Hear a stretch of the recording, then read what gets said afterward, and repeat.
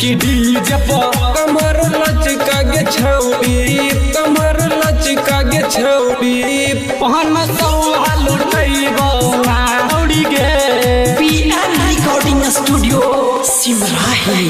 कि डीजे पर कमर लचका गे छौड़ी, पहन सौहा लुटैबो ना। कि डीजे पर कमर लचका गे छौड़ी, पन सौआ लुटैबो ना, पहन सौहा लुटैबो ना गे छौड़ी, हजरिया लुटैबो ना। कि डीजे पर कमर लचका गे छौड़ी, पन सौआ लुटैबो ना। कि डीजे पर कमर लचका गे छौड़ी, पहन सौआ लुटैबो ना। कि डीजे पर कमर लचका गे छौड़ी, पहन सौहा लुटैबो ना। सिंगिंग बाय अमलेश राजा व प्रमोद प्रेमी। पहन सौहा लुटैबो ना।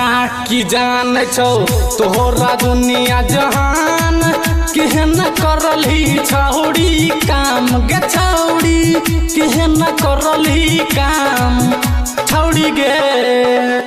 कि जान छौ तोरा दुनिया जहान, केहन करली छौड़ी काम गे छौड़ी, केहन करली काम।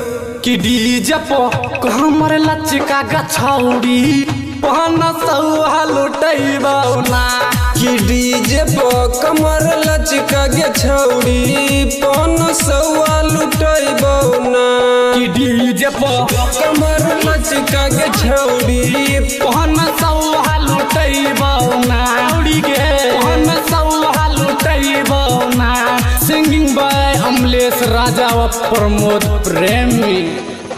त मुखिया के खेलिए जे खाना, ओहो सरवा भेलो ये दीवाना गे छौड़ी, ओहो भेलो ये दीवाना छौड़ी गे छौड़ी गे। तो मुखिया के खेल ही खाना, उहो सरवा भैलो या दीवाना गे छौड़ी, उहो सरवा भैलो या दीवाना। त गायक अमलेश राजा प्रमोद प्रेमी यादव कहला बही छौ। कि डीजे पर कमर लचका गे छौड़ी, पहन सौहा लुटैबो ना। Presented by